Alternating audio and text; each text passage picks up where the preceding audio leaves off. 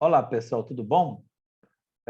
Hoje começamos a segunda parte do evento Climáticos Extremos, tá? Na semana passada, a gente fez um breve comentário sobre características gerais relacionadas ao IPCC e hoje a gente fala propriamente dos eventos climáticos extremos, ok? Bom, então vamos lá, sem mais delongas, vamos para a nossa apresentação aqui. Deixa eu me colocar mais um cantinho aqui. Então, vamos lá. Então, vamos lá. Geografar eventos climáticos extremos, a parte 2. Aqui eu estou pondo um breve comentário do que vem a ser esses eventos climáticos extremos. Por exemplo, toda anomalia, toda seca, toda chuva intensa, toda queimada ou incêndios que acontece por conta de alguma falta de chuva, tudo isso é considerado como evento climático extremo. Agora, aqui vai um ponto importante. Afetam diretamente o funcionamento normal de uma comunidade, causando perdas materiais, danos ao ambiente e à saúde da população. Ou seja, muitas vezes o aquecimento global ou as mudanças climáticas estão intensificando esses eventos. Bom, aqui eu relaciono rapidamente algumas causas ou origens desses eventos. Pode estar ligado à hidrografia ou hidrologia, água, né, inundação, alagamento, enchentes, e isso vai gerar deslizamento. A gente vai ver muito isso agora, essas semanas atrás aqui no Brasil. A questão geológica e geofísica, né? Uma erosão, movimentação de massa, deslizamento, que pode estar associado a maior quantidade de chuvas, né? A meteorológica, ou seja, furacão, tufão, ciclone, tornados, climatologia, secas ou muita chuva. Ou seja, a gente vai ver que esses eventos, na verdade, eles têm uma certa interação entre eles. Agora, vamos sempre estar lembrando, o homem é o principal causador ou o ser que vai agravar todo esse processo. Bom, e as consequências? Consequência tem uma devastação gigantesca, né, gente? Um desastre natural, perdas de vida, destruição, comércio, residência, biodiversidade. Você tem imagina, por exemplo, uma floresta queimada, igual aconteceu com o Pantanal, o impacto ambiental ali é gigantesco, tá? Então, as consequências dos eventos extremos. E aqui, relacionando alguns pelo mundo e depois focando no Brasil.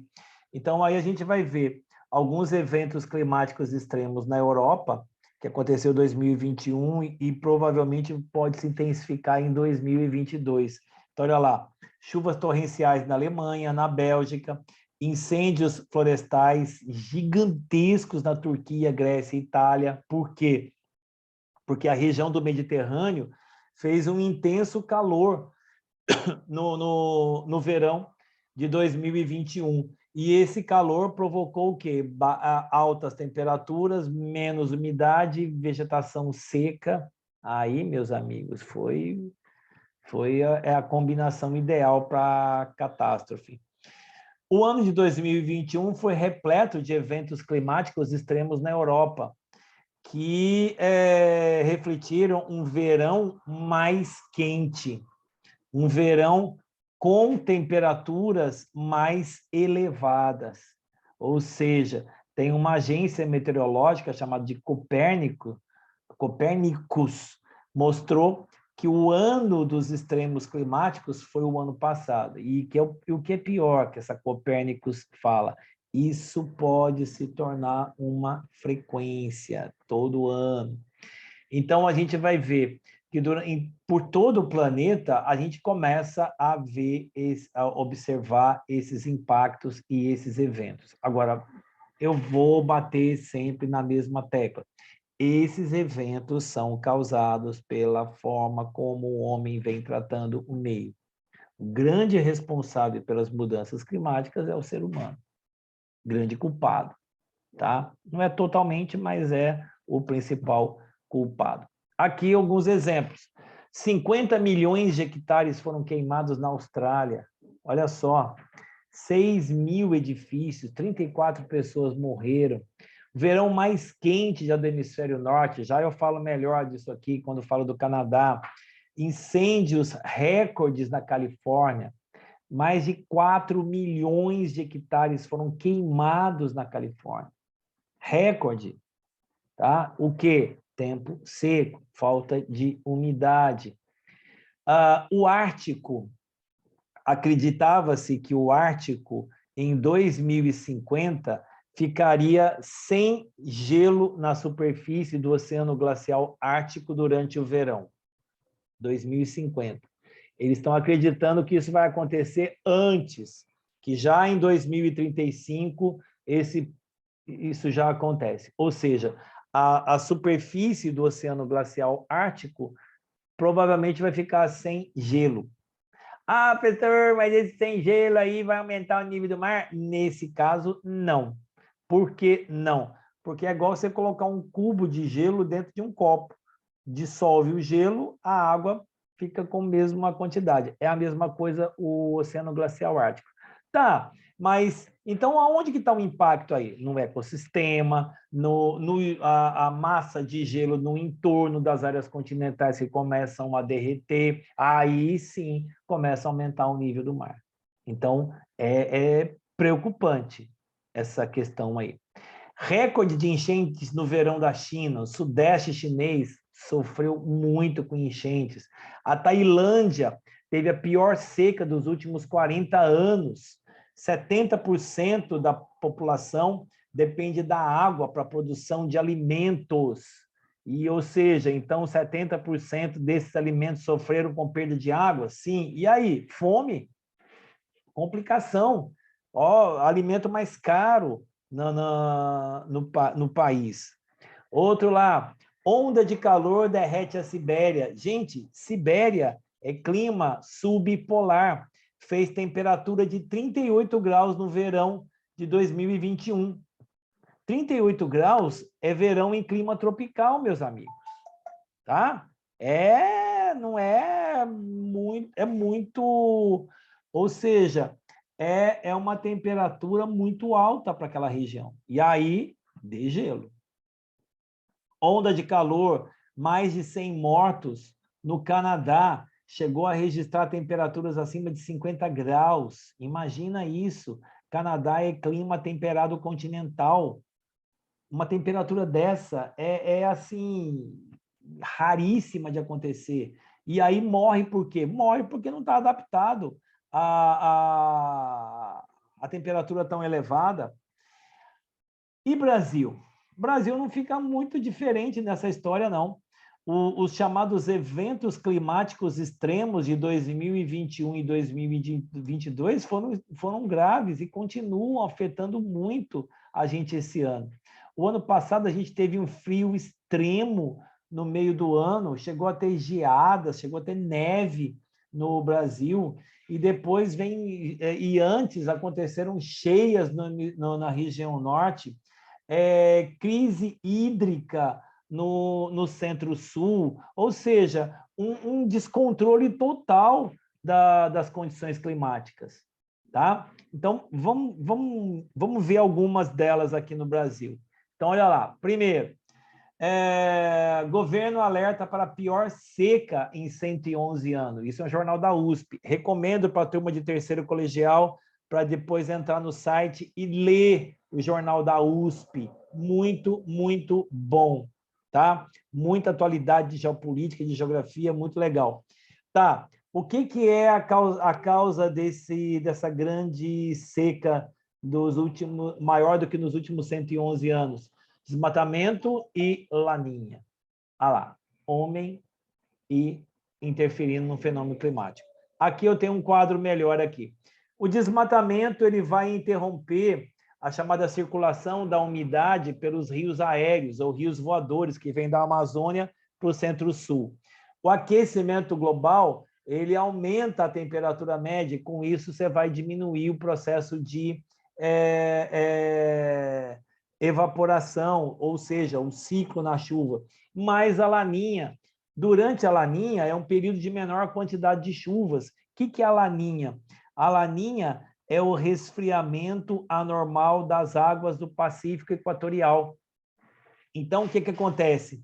Ela, no verão, provoca menos chuvas no Brasil. E inverno, mais rigoroso. Então, choveu menos o ano passado e fez mais frio durante o inverno. Resultado, crise hídrica. Aí tem uma coisa interessante. A laninha, ela continua. E já a gente vai ver como é que essa mudança climática, esse aquecimento global, está tornando o clima meio biruta no planeta. Outro evento climático extremo foram as queimadas no Pantanal e na Amazônia. Aqui no mapa, vocês estão vendo na área roxa aqui, ó, as áreas que foram totalmente queimadas na região. Impacto ambiental gigantesco. O Pantanal é uma área de grande biodiversidade, tá? Isso, a recuperação dessas áreas vai demorar muito, muito, muito tempo. Aí, olha só, isso em 2021. E 2020 a gente começou com mais chuvas e laninha. Olha que loucura. Oh, mas peraí, você acabou de falar que a laninha provoca menos chuva no verão e inverno mais rigoroso. Sim, mas houve um processo de alteração que a gente considera evento climático extremo.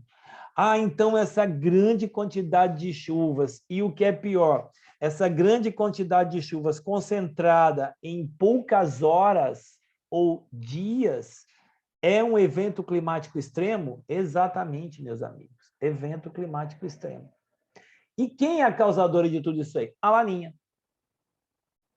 Então, essas chuvas intensas que a gente teve esse verão, não foi El Niño e não é um processo normal. É uma anormalidade do fenômeno laninha. Olha que loucura, como é que está o desequilíbrio.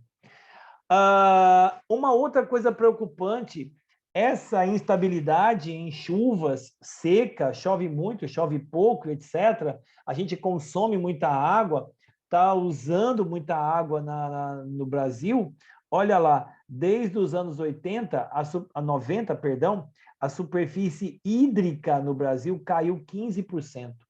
Superfície quer dizer, você tem a parte que é composta por rios, diminuiu 15%. É muita coisa, gente. Isso equivale a 3,1 milhões de hectares. Tá? É muita, muita coisa. Aí, cheia recorde no Rio Negro. O Rio Negro chegou a atingir 30 metros acima do nível normal. Laninha chovendo muito de um lado e não chovendo nada do outro lado. E aí a gente chega a 2020, as inundações da Bahia, olha lá, enchentes, destruição. Aí depois veio seca na região sul, enchente de um lado, seca do outro. Enchente na Bahia e Minas, seca na região sul. A região sul é uma região que tem seca? Não. Clima subtropical? Não tem estação seca. As chuvas são regulares. E qual o problema disso aqui? Olha aqui a perda agrícola. Região sul é chamada de celeira agrícola, meus amigos. Celeira agrícola quer dizer o seguinte, é que a maior parte do alimento que a gente consome vem do sul. E a perda da safra foi gigantesca. A gente já vem de um processo de crise, mas a perda agrícola, preparem os bolsos. Tá? Bom, aí vamos lá. verão extremo, os chamados picos de chuva e calor em 2022. Olha lá, Petrópolis, Angra dos Reis, Paraty, Baixada Santista.